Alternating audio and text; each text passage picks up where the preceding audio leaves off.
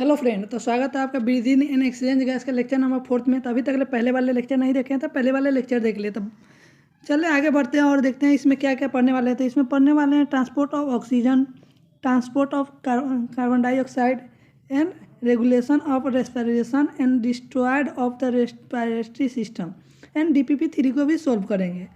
तो बढ़ते हैं आगे बिना देरी किए। ट्रांसपोर्ट ऑफ ऑक्सीजन के बारे में जान लेते हैं। तो O2 कितना है? 97% और CO2 3% plasma and 1 haemoglobin and 4 O2 मिलकर बनाता है oxyhaemoglobin. Transport of CO2, transport of CO2 क्या है? फ्रॉम प्लाज्मा कितना 7% and bicarbonate ions 70% and from the carbamino compound 20 से 25% होता है।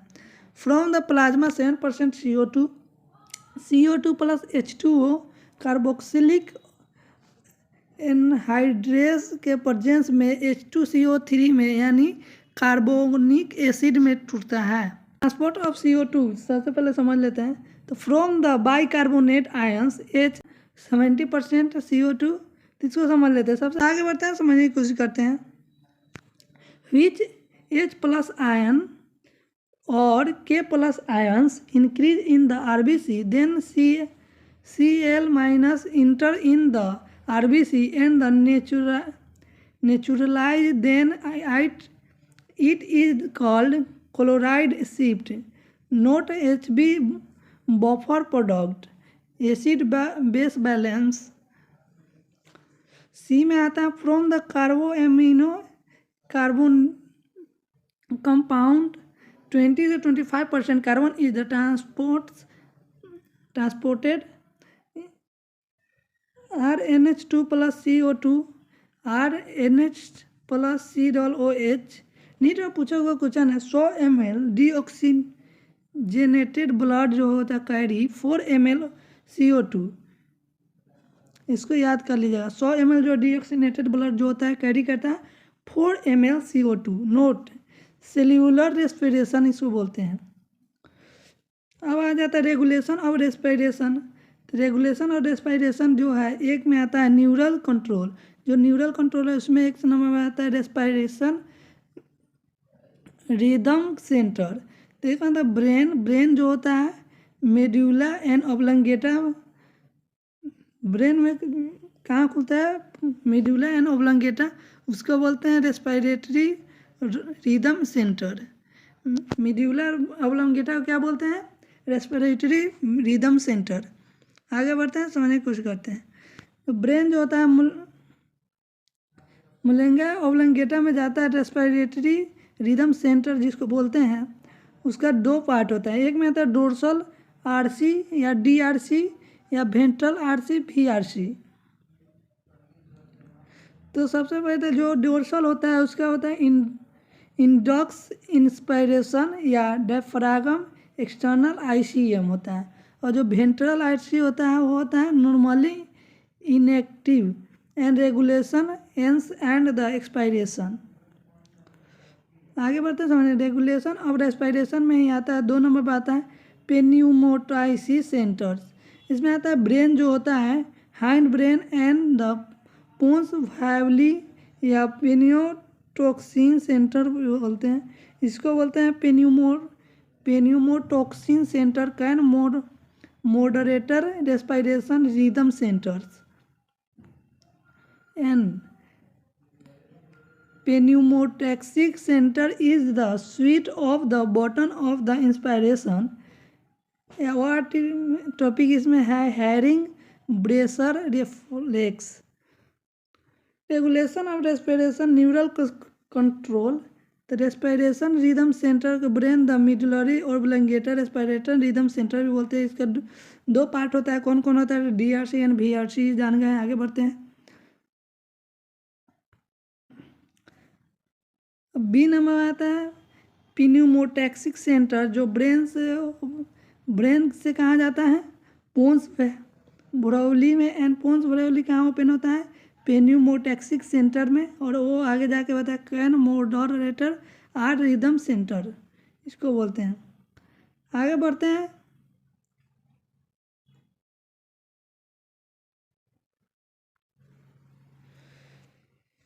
उसके बाद ना हियरिंग ब्रश रिफ्लेक्स जो होता है, यहाँ पे फिगर समझने की कोशिश करिए आप। ब्रोंक्योल, इसको बोलते हैं स्ट्रेच रिसेप्टर, सिंगल को जो स्ट्रेच रिसेप्टर जो होता है सिग्नल को सीएनएस के में ले जाने का काम करता है, और सीएनएस से आरआरसी में जाता है, और यहाँ से इनहिबिट इंस्पायरेशन होता है। आगे बढ़ते हैं। केमिकल कंट्रोल, जो केमिकल कंट्रोल होता है, cone of the CO2 increase rate of the breathing rate बढ़ता है। जब CO2 बढ़ता है तो यहाँ पर ब्रीदिंग रेट भी बढ़ता है।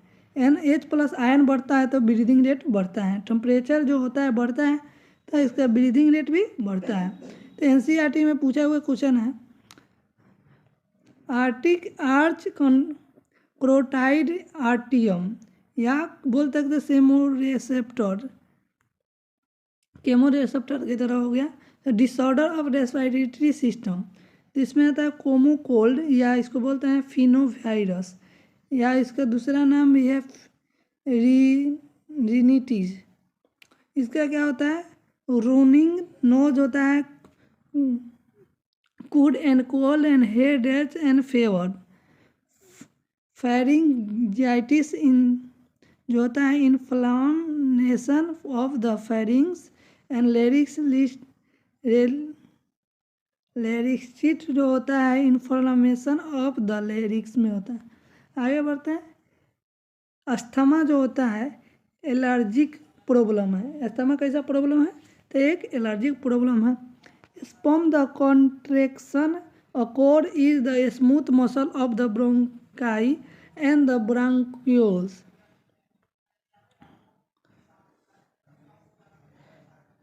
प्रॉब्लम इन द ब्रीदिंग, इससे क्या प्रॉब्लम होता है, तो ब्रीदिंग में प्रॉब्लम होता है। एंड एम्फ्लेज्मा क्या है, हायर स्मोकिंग के कारण होता है emphysema. Walls of the alveoli are the damage, इसमें क्या होता है, एल्वलाइज का जो वाल होता है उसको डैमेज कर देता है। And feeling of the more air in the lungs, international respiratory disorder, तो इसमें क्या होता है, person who work is the cotton factory, fibre factory, stone या ग्राइंडिंग फैक्ट्री, कोल मिल्स या mines is the contact of the dust and the particles and respiratory problems arise. DPP को solve कर लेते हैं। तो सबसे पहले a thin elastic cartilage flap which the prevent the inter of the food into the larynx is known as, तो इसका answer हो जाएगा epiglottis. At which level of the thoracic vertebrate trachea divided in the fifth thoracic vertebra, trachea divide into the right and left, तो इसका primary bronchi. Which membrane cover the lungs and the provide protection, तो pleura होता है। Pleura जो होता है उसको cover करके इसको प्रोटेक्शन प्रोवाइड करता है। तो इसका आउटर लेयर जो होता है पोटिशियल होता है, एंड इनर लेयर होता है वेस्कुलर होता है। तो लेक्चर नहीं देखे तो लेक्चर देख लीजिए, उसमें सब कुछ बताया हुआ है डिटेल्स में। तो 5 नंबर क्वेश्चन जो है, lungs situated in the human body are in the, तो इसका आंसर हो जाएगा second thoracic cavity. Which is the correct sequence of the air and passes in the man, तो इसका होगा इंटरनल नोटिस, उसके बाद nasal pharynx, nasal passage, internal nostrils and the pharynx, larynx and trachea. तो इसका ए number ही answer सही होगा। अब आता है which of the following is the correct about, तो इसमें है internal nostrils open in the nasal pharynx, सही है। It is the common passage of the both air and food, सही है। And dorsal part of the pharynx, सही है। तो इसका आंसर हो जाएगा ऑल ऑफ एबव, यानी 4 नंबर। आगे बढ़ते हैं। Nasopharynx open through the dot dot of the larynx region into the trachea, तो इसका आंसर नंबर ए हो जाएगा ग्लूटाइटिस। आगे बढ़ते हैं। इनकम्प्लीटेड कार्टिलेज जाइनस rings support all the following except, तो इसका आंसर नंबर 3 हो जाएगा रेस्पिरेटरी ब्रोंक्यूल्स। आगे बढ़ते हैं। Lungs are the comprised by the, तो इसका नंबर 4 हो जाएगा network of bronchi and bronchioles and the alveoli. आगे बढ़ते हैं। Seat of the gaseous exchange in the lungs, तो इसका आंसर हो जाएगा A alveoli. Read the following features. It is the double layered and the covered the lungs. B number आता है fluid between the layers reduces friction on lungs surface. Outer layer is the contact with the thoracic wall and inner layer is the correct with the lungs. तो the following फोरेट refer to, तो इसका हो जाएगा प्लीura, third number answer. आगे बढ़ते हैं। The part starting with the external nostrils up to the terminal bronchioles contents the dot dot, तो इसका आंसर हो जाएगा third connective part. The function of the conductive part of the respiratory system has the, तो इसका answer number A हो जाएगा filter warms and the moistens the air. The chamber formed the dorsal by the vertebral column, vertebral by the sternum, related by ribs, and on the lower side by dome shape and diaphragm is, तो इसका answer number 2 हो जाएगा thoracic cavity। Which of the site is the actually diffusion of O2 and CO2 between the blood and the atmosphere air, तो इसका answer हो जाएगा both A और B दोनों। Respiratory part of the respiratory system भी हो जाएगा, exchange part of the respiratory system दोनों हो जाएगा। आगे बढ़ते हैं। The saturated structure which does not contribute to the breathing moment in mammals is the, तो इसका आंसर नंबर ए हो जाएगा लेरिंग्स। आगे बढ़ते। The process by which the O2 reach the atmosphere air is drawn in the CO2 reach alveolars air is the release out of the cold, तो इसका answer हो जाएगा fourth both A and B. Breathing भी होता है and पुलिमरी ventilation भी होता है। वाइट पाइप अराइज फ्रॉम, कहाँ से अराइज होता है, तो आपको कल ही बताया तो वाइट पाइप जो होता है लेरिंग से अराइज होता है। तो वीडियो के यहीं पे एंड करते हैं फ्रेंड। अगर वीडियो अच्छी लगी हो तो लाइक कमेंट एंड सब्सक्राइब कर दीजिएगा एंड भाई को फुल सपोर्ट कीजिए, ताकि ऐसे ही अच्छा क्रिएटिव वीडियो लाते रहेंगे। तो मिलते हैं नेक्स्ट वीडियो में नेक्स्ट लेक्चर के साथ। तब तक के लिए जय हिंद जय भारत।